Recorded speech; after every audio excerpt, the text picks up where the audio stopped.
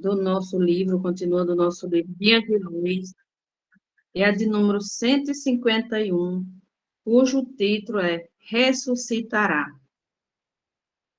E essa passagem diz assim: E disse-lhes Jesus: Teu irmão há de ressuscitar.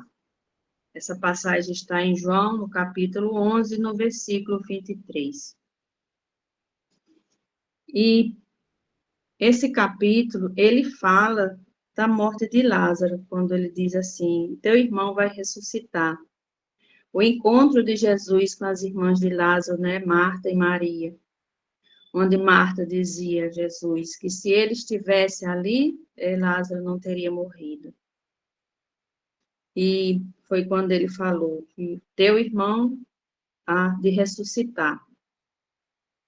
E ele fala dessa ressurreição nesse capítulo. E não fala só na ressurreição do Espírito, mas ele fala também na ressurreição que nós aqui, terrenos, nós passamos também por essa ressurreição. Porque quando a gente passa, vamos dizer assim, por umas dificuldades, que sejam elas financeiras, que sejam elas morais, familiares, de qualquer coisa, nós, de uma certa forma, nós ressuscitamos. Ressuscitamos o corpo, ressuscitamos o espírito, renovamos. É um tipo também de ressuscitação. E vamos, então, o que diz o Emmanuel, aqui nessa passagem.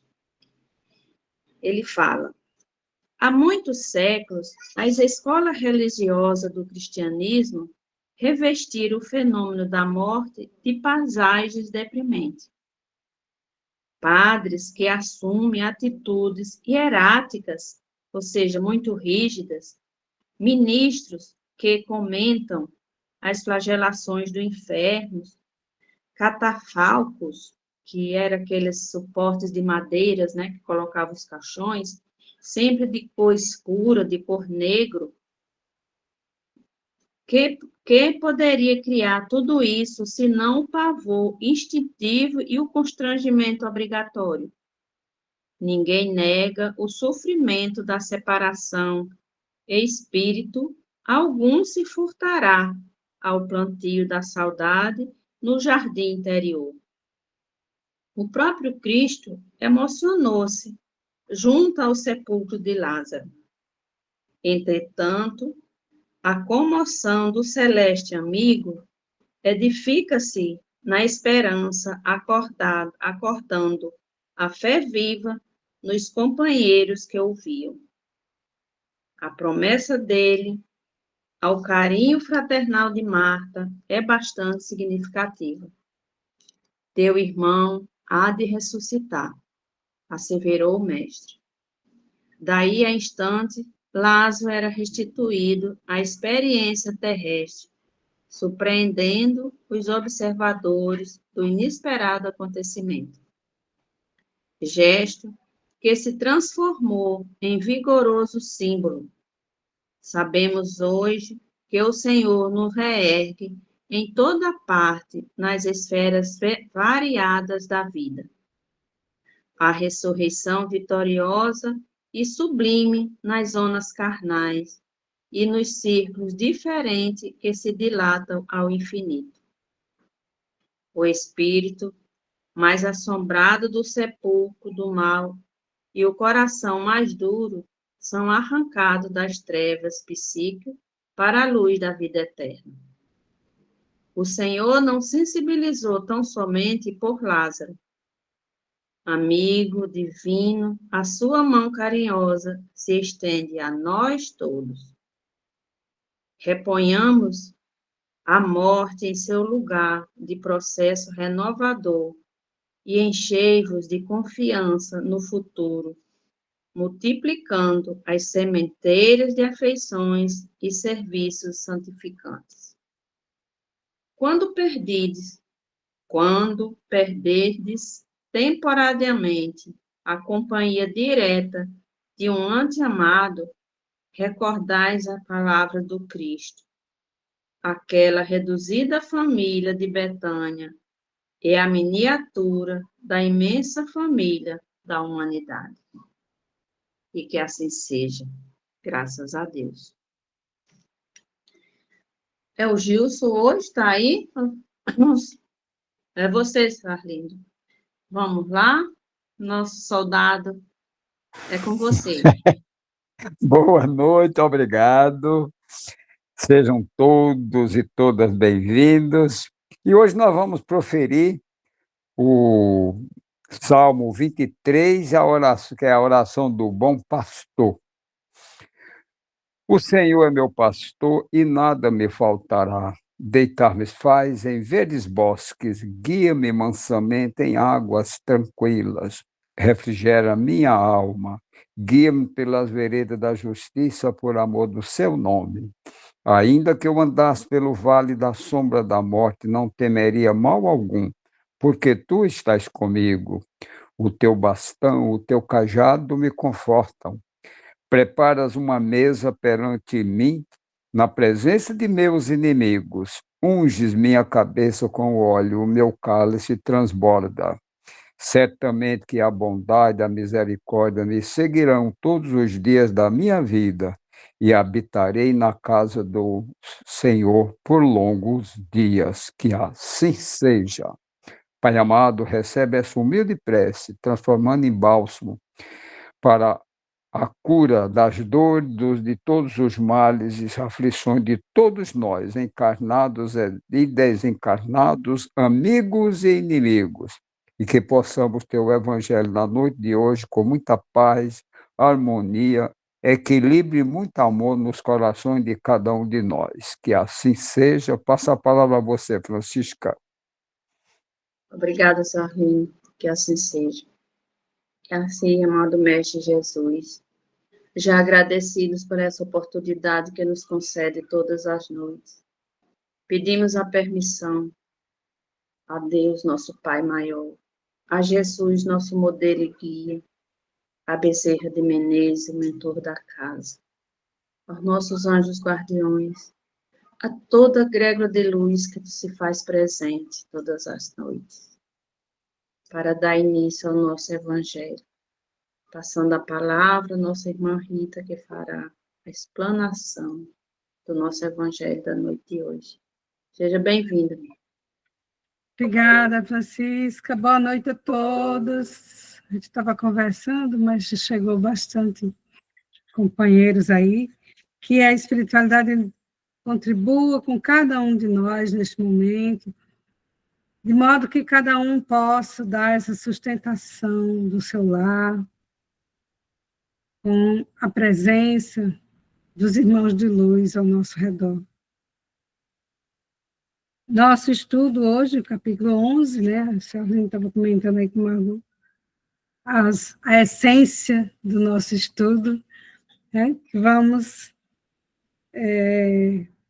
repetidamente ouvir, enquanto estivermos nessa fase de aprendizado, a gente vai estar sempre ouvindo essas mesmas frases. Amar o próximo como a si mesmo é o título do nosso capítulo 11.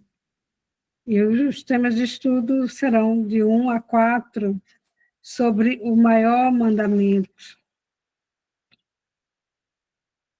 Então, começa, Kardec centralizou aqui essa passagem de Mateus, do capítulo 22, versículos 34 a 40. Os fariseus, tendo sabido que ele tinha feito calar a boca aos saduceus, reuniram-se e um deles, que era doutor da lei, veio lhe fazer esta pergunta para o tentar. Mestre, qual é o maior mandamento da lei? Jesus lhe respondeu: amareis o Senhor vosso Deus de todo o vosso coração, de toda a vossa alma e de todo o vosso espírito.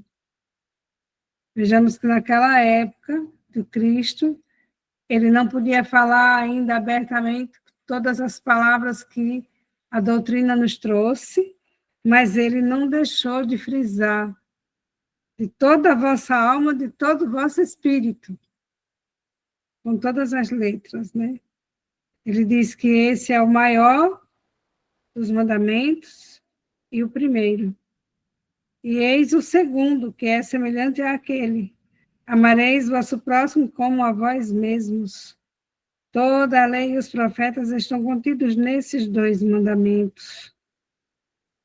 Também de Mateus, no capítulo 7, versículo 12. Fazei aos homens tudo o que quereis que eles vos façam, porque é a lei e os profetas. E essa é a regra áurea, que inclusive está em Caminho, Verdade e Vida, no capítulo 41, regra áurea. Depois a gente vai ler um pouquinho lá como está nesse texto. Tratai todos os homens da mesma forma que quereríeis que eles vos tratassem. É o que está em Lucas, capítulo 6, versículo 31. O reino dos céus é comparado a um rei que quis tomar conta aos seus servidores. E, tendo começado a fazê-lo, se lhe apresentou um deles que lhe devia 10.000 talentos. Mas, como ele não tinha os meios de lhes restituir, seu senhor recomendou que o vendesse a ele, sua mulher e seus filhos, e tudo o que ele tinha para satisfazer a sua dívida. O servidor, lançando-se-lhe aos pés, suplicou-lhe, dizendo: Senhor, tende um pouco de paciência e eu lhe restituirei o total. Então o Senhor disse desse servidor, tocado de compaixão, o deixou ir e remiu-lhe a dívida. Mas esse servidor, mal tendo saído, encontrando um de seus companheiros que lhe devia 100 dinheiros, tomou-o pela garganta, quase sufocando-o e dizendo-lhe: restituí-me o que me deves. E seu companheiro, lançando-se-lhe aos pés, suplicou-lhe, dizendo: tende um pouco de paciência e eu vos restituirei o total. Mas ele não quis escutá-lo, e se indo, fê-lo colocar na prisão, para nela o ter até que lhe restituísse o que lhe devia. Os outros servidores, seus companheiros, vendo o que se passava, extremamente aflitos, foram informar ao seu senhor de tudo o que havia ocorrido. Então o senhor, fazendo-o vir, lhe disse: mau servidor, eu vos isentei de tudo o que me devias. Por que me pedistes isso? Não seria preciso, pois, que tivesses piedade do vosso companheiro, como tive piedade de vós? E o Senhor, encolerizado, o entregou às mãos dos carrascos, até que pagasse tudo o que lhe devia. É assim que meu Pai, que está no céu, vos tratará, se cada um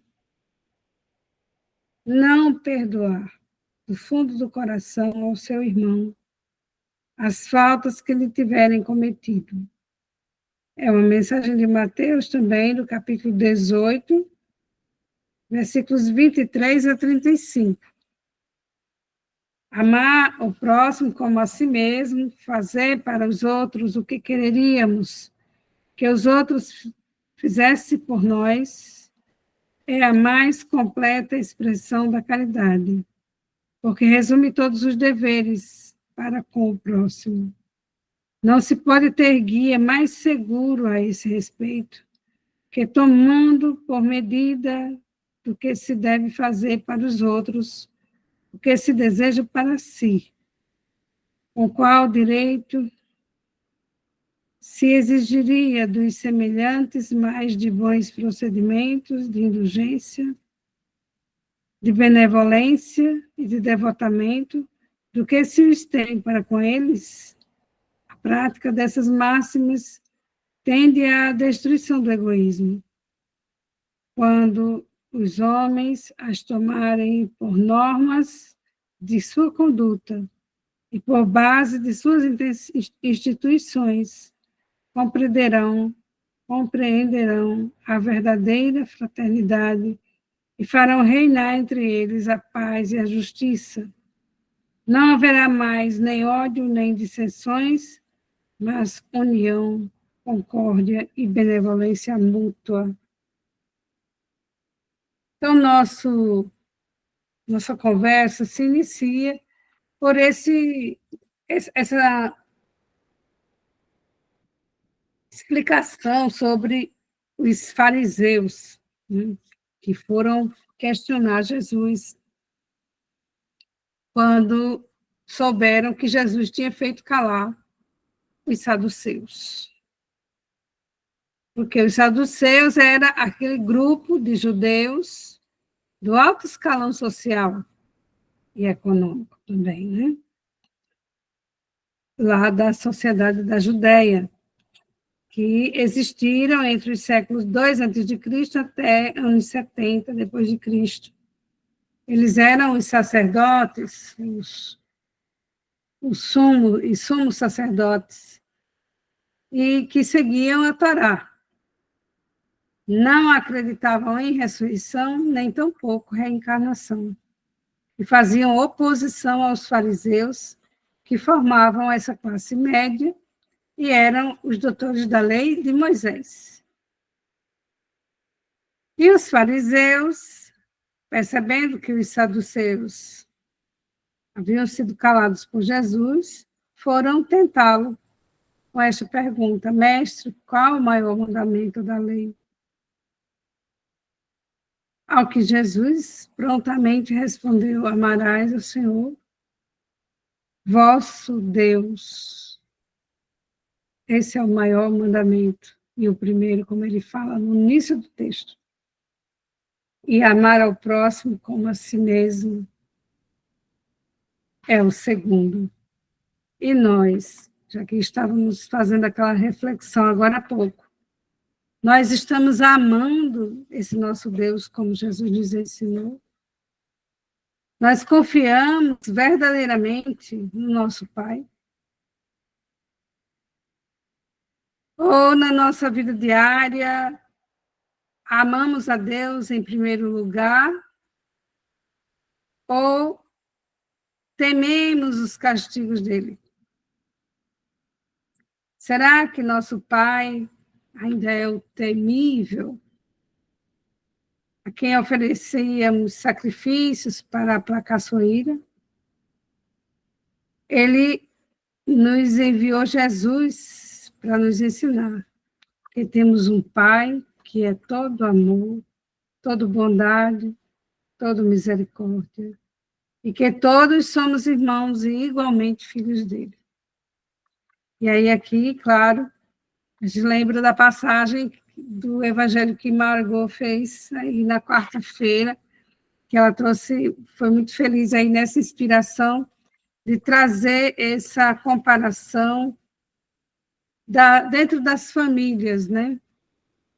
Os pais e mães, eles se faziam obedecer, não respeitar. E hoje, nossos filhos nem respeitam, nem obedecem. Falta um pouco de tudo. Falta o limite, falta o verdadeiro amor. A gente tem muita dificuldade de amar verdadeiramente. E, consequentemente, não passamos, vamos passando essa deficiência, esse déficit, né, para nossos filhos, que a gente recebeu essa concessão, essa responsabilidade de guiá-los. Então, vamos refletir qual a vontade do Pai para conosco a cada instante. E como é que eu amo a esse meu Deus? Se me rebelo tantas vezes contra a lei divina, de justiça, amor e caridade. E o pior, quando a gente estuda muito, aí a gente acha que não acontece com a gente, não. A gente já não reconhece que isso acontece com a gente. Então, vamos tentar confiar mais do que já fazemos nesse nosso Deus, principalmente quando nos desesperamos diante das tempestades, diante das labutas, diante dos conflitos, das calamidades. Sejamos como os apóstolos que, em alto mar, em meio à fúria das águas, ficaram desesperados, e só uma ordem de Jesus, tudo se acalma. Então, que tenhamos Jesus como nosso modelo e guia, também assim, para não nos desesperarmos e pedirmos essa proteção de Jesus, porque Ele está conosco, o Pai está em nós. Tantos desencarnados se perguntando, eu já encarnei, desencarnei várias vezes, nunca encontrei Deus. Se escuta muito isso nas desobsessões, né, no socorro fraterno. Nunca encontrei Deus, tudo é mentira, não existe Deus. Ora, se Deus está dentro de nós, de cada um de nós, e que se esse irmão não aceita, não vê, é aquele que tem olhos, mas não vê, tem ouvidos, mas não ouve. Sejamos, então, como Jesus. Quando se diz que Ele é nosso guia e modelo, é para que Ele nos dê esse suporte na nossa fé que remove montanhas. Deus é amor, e só o amor é capaz de cobrir todas as faltas. E como é difícil amar, porque dentro de amar está o perdoar. Quem ama, perdoa, e não é fácil perdoar, como queremos que nosso Pai nos perdoe. Em João, no capítulo 13, versículo 34, ele transcreve essa fala de Jesus: dou-vos um novo mandamento, amai-vos uns aos outros como eu vos tenho amado. Assim também vos deveis amar-vos uns aos outros. E o segundo mandamento, o maior mandamento também que Jesus nos ensinou, é que amemos o nosso próximo como a si mesmo, principalmente quando esse nosso próximo não é nosso tão amigo assim. Esse é que precisa mais ainda de ser muito amado. Mas muitos de nós nem nos conhecemos, e aí a gente diz, ou ouve alguns dizerem, eu ainda não me amo, como é que eu vou amar o meu próximo? Mas não só diz, mas como a gente vê que a pessoa não se ama, e a gente fica até questionando. Como você não se ama? Como é que você vai se conhecer? O conhecimento, quando Kardec estava fazendo essa investigação, ele colocou na questão 919 do Livro dos Espíritos a seguinte pergunta: qual o meio prático e mais eficaz para se melhorar nesta vida e resistir ao arrastamento do mal? E aí o Espírito Sábio responde: conhece-te a ti mesmo. Como é se conhecer a si mesmo? Será que a gente já se conhece de verdade? E aí, Agostinho de Hipona, ele lembra mais, no comentário dessa questão, que a gente precisa fazer o que ele fazia quando viveu na Terra. Em cada fim de jornada, ele se interrogava sua consciência, passando em revista o que havia feito no dia, se perguntando se não tinha faltado com algum dever, se ninguém tinha do que se lamentar dele. Foi assim que Agostinho de Hipona diz que chegou a se conhecer e ver o que havia para reformar nele. Claro que o conhecimento de si mesmo é sempre a chave do progresso individual. E se o caos está tão grande coletivamente, e o coletivo é o conjunto desses indivíduos, é porque muitos dos indivíduos conhecem, mas não a si mesmos. Tem toda a doutrina aí na ponta da língua, mas na hora de praticar a doutrina, praticar os ensinos do Cristo, a gente dá para trás. Faz muito feio. Tem hora que a gente até... Não acredito que isso fui eu que fiz, fui eu que disse, fui eu que pensei. Então, aquele que cada noite lembrar de todas as suas ações e se perguntar o que fez de bem ou de mal, e tentar se redimir quando fez contrário à vontade do Pai,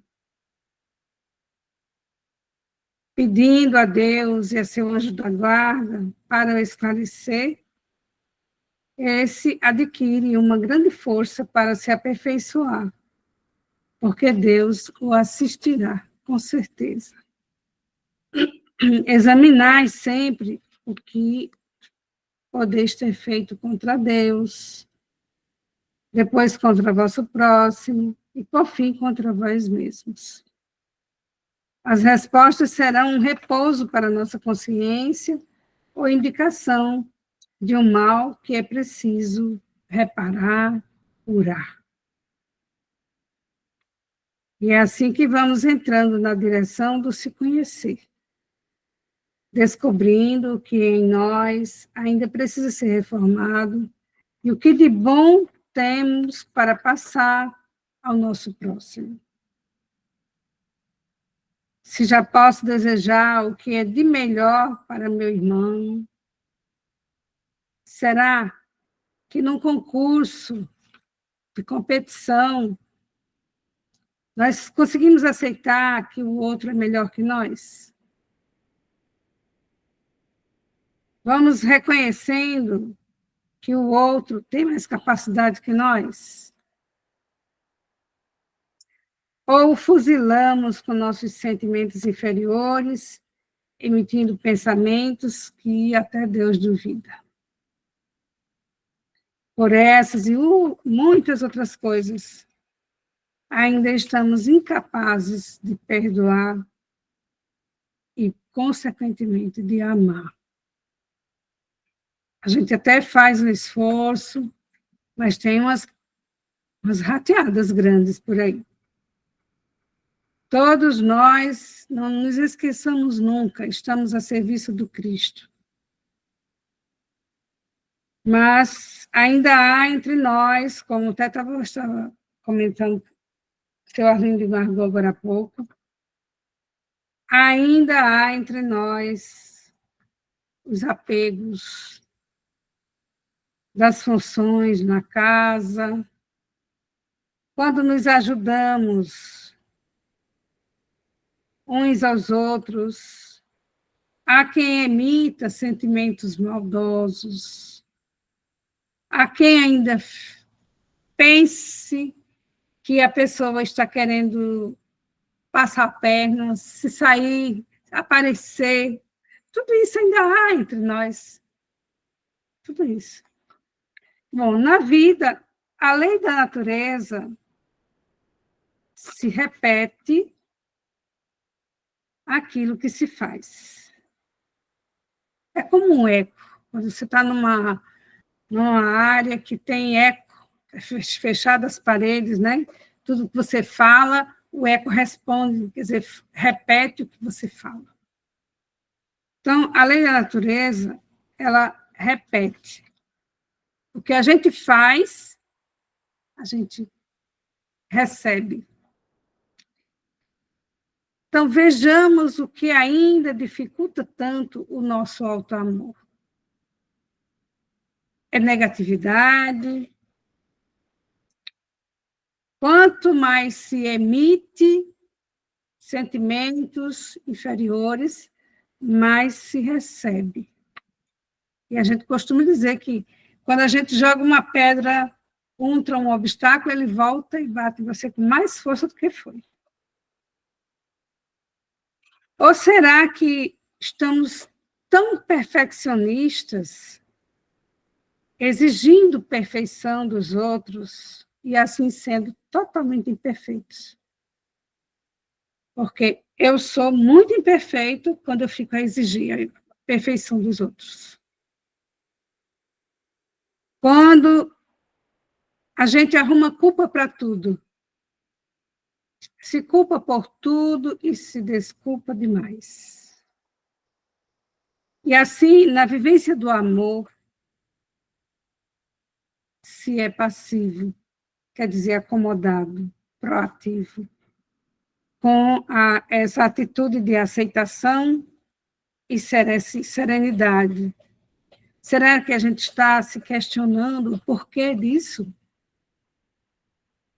Busquemos aprender com os nossos erros e nos perguntarmos como posso agir para me libertar. Diante de situações muito difíceis, saiamos um pouco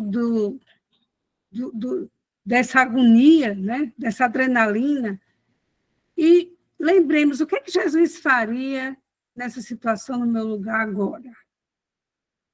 Vamos sempre raciocinar.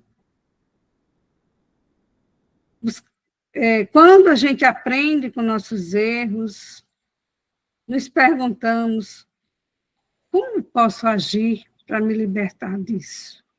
Tudo que nos acontece é porque foi a gente que contribuiu. Se não foi agora, foi em outra existência. Isso não tenhamos dúvida. Nós nos rebelamos muitas vezes contra os problemas, as situações que nos acontecem, nos desesperamos. Mas quem ama as leis divinas exercita a verdadeira jornada espiritual e não se ilude com outra forma de se iluminar.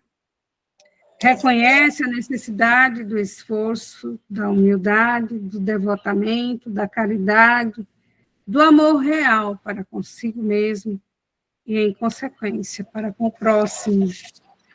Nós temos muita dificuldade ainda em reconhecer as nossas faltas. E aí tem 4 regrinhas chamadas 4 fases do acolhimento amoroso do nosso Pai. Primeira, a aceitação. Quando aceito que o desamor comigo, com o próximo e com as leis divinas ainda está presente em meu comportamento. Quando se fica bêbado, está se cuidando? Será que quando estamos debruços em determinados vícios, isso não vai voltar para nós? De muitas formas, muitas enfermidades. Se sei que não posso consumir açúcar por causa da diabetes ou de outra enfermidade, e aí tomo uma Coca-Cola. Será que a gente está se cuidando? Está se aceitando? A segunda regra, o acolhimento, a segunda fase. Eu acolho o desamor, por quê? é uma energia criada por mim, mas percebo que é uma ferramenta com a qual posso transformar em luz. Por exemplo, quem fala o que quer, ouve o que não quer. O perdão é a luz. Quantas vezes, diante de uma situação, você fica magoado e não se lembra de perdoar. A terceira fase é a experimentação. Experimento o prazer e a alegria de reconhecer que estou me esforçando para sublimar, para elevar o desamor em mim. Por exemplo, quando reconheço que não estou cuidando de mim, mas vou me cuidar. Já é a terceira fase, né? A quarta fase é o conhecimento. Conheço todos os efeitos da minha decisão feliz de me esforçar para superar o desamor. Por exemplo, quando conheço quais alimentos não me fazem bem e me esforço para não consumi-los. Já está na quarta fase. Joana de Ângelo também nos traz duas mensagens, eu vou ler só uma, o tempo já foi embora. Ela diz, isso é no livro Jesus e o Evangelho, o egoísmo é úlcera moral que degenera o organismo espiritual da criatura humana, e a terapia para esse flagelo é desenvolver sentimentos superiores, provenientes da razão e do discernimento, ampliando nosso interior. Então, convido a todos para continuar nessa reflexão, conversando com o nosso Pai amoroso, que tudo provê para nós, esse Pai de infinito poder e misericórdia. Tende piedade, ó Pai, das nossas imperfeições, dos vícios que ainda nos dominam, das fragilidades e do temor quando precisamos te amar. Te agradecemos pela oportunidade das lições preciosas do nosso viver. Ansiamos nos modificar e ser teus filhos, Senhor. Fazei-nos, como disse São Francisco, instrumento de vossa paz. Onde houver ódio, que eu leve o amor. Onde houver ofensa, que eu leve o perdão. Onde houver discórdia, que eu leve a união. Onde houver erro, que eu leve a verdade. Onde houver desespero, que eu leve a esperança. Onde houver tristeza, que eu leve a alegria. Onde houver trevas, que eu leve a luz. Fazei que eu procure mais consolar que ser consolado, compreender que ser compreendido, amar que ser amado, perdoar que ser perdoado, pois é dando que se recebe e é morrendo que se vive para a vida eterna. Que com essa prece possamos nos elevar aos braços do Mestre Jesus nesse instante, nos deixar repousar nesse colo amoroso desse nosso irmão amado e pedir que ele, através dos seus anjos, socorra todos os necessitados do nosso planeta hoje. Esses irmãos desencarnados que ainda estão nessa luta pelo mal, nessa luta contra o bem. Que o amor de Jesus nos envolva, nos paralise, como assim paralisou Saulo na estrada de Damasco. Envolve, ó Mestre amado, todas as criaturas dos nossos lares, dando a cada um, conforme o seu merecimento, a cura necessária, o sopro da vida, Envolve também os enfermos que estão nos hospitais, nas UTIs, dos seus leitos de passagem. Que todos sejam envolvidos pelo teu amor infinito, pela misericórdia e pela bondade do grande Mestre, que se tornou um de nós, mesmo sem precisar. Mas se tornou para que toda a nação, todos os viventes deste planeta pudessem evoluir um pouquinho mais rápido. Assim seja. Gratidão a todos, gratidão a toda a espiritualidade por essa sustentação, e devolvo a palavra para a Francisca. É com você. Muito obrigada, minha irmã. Obrigada, Mestre Jesus, por essa oportunidade. E pedimos a permissão a toda a egrégora de luz, a Bezerra de Menezes, para dar por encerrado o nosso Evangelho da noite de hoje. Boa noite a todos e até amanhã. Boa noite.